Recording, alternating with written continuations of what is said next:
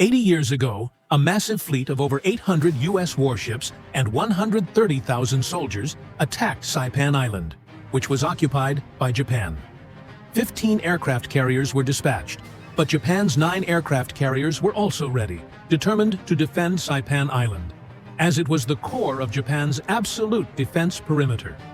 Admiral Nagamo Chuichi personally commanded the defense of Saipan. If the island's airfield was captured by the Americans, B-29 bombers could reach Tokyo. To seize this strategic location, the Americans displayed their immense financial power. Hundreds of thousands of tons of supplies were prepared to be shipped from Hawaii to the front lines. Hundreds of transport ships were fully loaded, carrying over 100,000 soldiers, 32 days' worth of rations, and 20 days' worth of weapons, ammunition, and other supplies. The strength of the United States was fully displayed at this moment. It is important to note that on the same day the fleet set off, the Allied forces began the D-Day invasion in Europe. At that time, the United States was able to organize 2 massive fleets simultaneously. The Japanese knew the importance of Saipan Island. They had stationed 40,000 troops on the island, and the Navy had prepared dozens of warships, with their remaining 9 aircraft carriers sent to the front lines to fight the U.S. in what would be a final showdown. The Japanese High Command had ordered that Saipan must be held. The Japanese had fortified the island with strong defensive works and were waiting for the American attack. On June 15, 1944, after 10 days of sailing, the U.S. fleet arrived at Saipan. At 5:30 a.m., dozens of American warships simultaneously opened fire, raining shells onto the island, while 150 aircraft took off to bomb the enemy. Based on previous experience, the Americans spared no ammunition, knowing that no matter how intense the bombardment was, there would always be Japanese forces who could create significant trouble for the landing. After the bombardment, the Americans planned to land on the southwest side. The Marines were very nervous, having suffered huge losses in previous island assaults.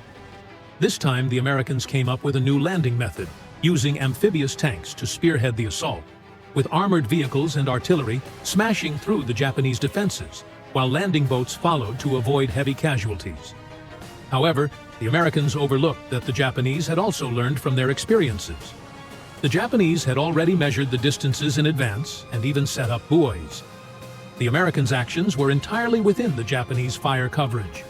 When the landing craft reached the shore, the Americans were met with fierce artillery fire and could not move forward.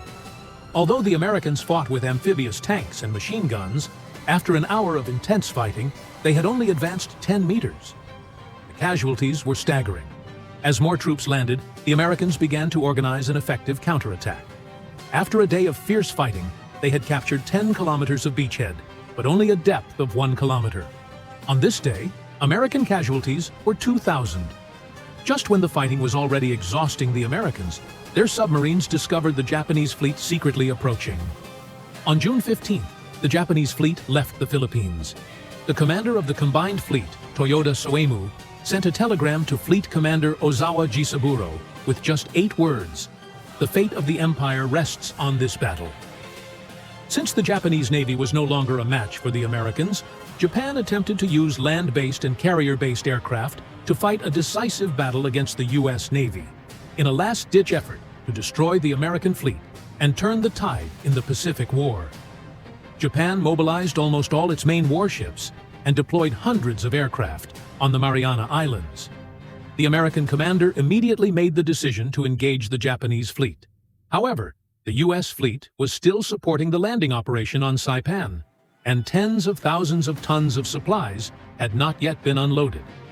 The Americans needed to quickly unload all their supplies, which caused chaos on the beachhead as various units scrambled for resources. After unloading, the U.S. fleet set out to sea for the largest aircraft carrier showdown in human history. The Japanese had devised a very clever tactic. Given the vast disparity in fleet strength, Ozawa planned to use Japan's advantage of longer-range aircraft. The Japanese fighters were equipped with large fuel tanks and carried fewer weapons, which made their range greater than that of American planes. Ozawa intended to lead his fleet beyond the American planes' combat radius, then launch carrier-based aircraft to attack the U.S. fleet. After completing the attack, the aircraft would refuel at nearby Japanese air bases before returning to launch the next wave of attacks, effectively performing shuttle bombing. Land-based aircraft would also support the fleet's attack, greatly extending the reach of Japan's carrier aircraft while preventing the fleet from being attacked. Ozawa's plan was indeed clever, but the Americans never gave him the chance to execute it. U.S. commanders had anticipated this move. To avoid being caught in a pincer attack, the Americans had bombed Japanese-held islands in multiple rounds, destroying most of the Japanese land-based aircraft and severely damaging airfields, rendering them incapable of launching planes. Due to poor communication, Ozawa was unaware that the land-based aircraft had lost their operational capability and continued to follow his original battle plan. The Japanese fighters were the first to discover the U.S. fleet, and 326 Japanese fighters were launched in an attempt to destroy the Pacific Fleet. After the U.S. radar detected the Japanese planes, the Hellcats hurriedly took off. Although the Zero fighters had been dominant early in the Pacific War, they were no match for the American Hellcat fighters at this point. The Japanese were outclassed in terms of aircraft numbers, quality, and pilot skill. When the Japanese tried to attack American warships, they were met with new proximity-fused stealthy shells that were far more effective than traditional anti-aircraft shells. With the help of American aircraft and strong anti-aircraft firepower, the Japanese fighters were virtually powerless. The two-day battle turned into a turkey shoot for the U.S. The fragile Zeros were shot down with ease. The Americans lost 76 men and 123 aircraft, with 49 of the casualties being due to fuel exhaustion while trying to ditch into the sea. Meanwhile, the Japanese lost 3 aircraft carriers, 2 oilers, and over 600 aircraft. After this battle, Japan lost all of its pilots. The combined fleet was effectively incapacitated. At this point, Saipan Island had become a besieged island, but the Americans were still engaged in a bloody assault. The dense sugarcane fields became a barrier, and Japanese snipers caused great difficulty for the Americans. The U.S. forces had to use flame-throwing tanks to burn everything in their path. At this time, the U.S. forces, consisting of both the Army and the Marines, paid a huge price to capture the island's airfield, with wrecked Japanese planes scattered across the field. The Japanese troops had already retreated into the mountains. The U.S. forces split into 3 routes and continued to advance to the high ground. The advance was extremely difficult. The 27th Infantry Division, responsible for the center, encountered the main Japanese force, and progress was slow. The Army's tactics were very conservative. While the Marine divisions on the flanks had already broken through the Japanese defenses and advanced deep into enemy territory, forming a U-shape. Due to the delay of the 27th Division, the flanks of the Marine divisions were exposed, and they could not advance further, leading to conflict between the Army and Marines. Eventually, the 27th Division commander was removed, and the Army nearly mutinied. Ultimately, it was Admiral Nimitz who intervened to resolve the conflict, and the American advance resumed. The terrifying nature of the Saipan battle can be seen from the number of Japanese high-ranking officers killed on the island. 11 senior officers, including 2 full admirals and 9 vice admirals, died on Saipan. This was the largest loss of senior officers in the Pacific Island battles.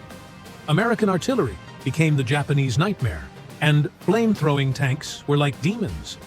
Despite the tremendous American assault, after several days of fierce fighting, the U.S. forces finally captured the high ground at a great cost. The Japanese forces were pushed back to their last defense line, where they made a desperate attempt to resist. On July 4th, the U.S. forces finally broke through the Japanese's final defense line. Commanders Saigo and Nagumo realized defeat was imminent. They sent their last farewell telegram to Tokyo and then gathered the remaining 5,000 soldiers on the island to carry out a final death charge, which would be known as the Saipan Charge. After completing their final preparations, many senior officers chose to commit suicide. At 4:45 a.m. on July 7th, the remaining 5,000 Japanese soldiers launched a suicide attack against the Americans. The officers led the charge, wielding swords, while soldiers with rifles, or without, used bayonets or sticks. Even the wounded, leaning on crutches, rushed forward, regardless of American gunfire. The Japanese broke through the gap in the U.S. line created by the 27th Division and scattered one of the American regiments. The Americans did not expect the Japanese to launch such a fierce counterattack, and the casualties were devastating.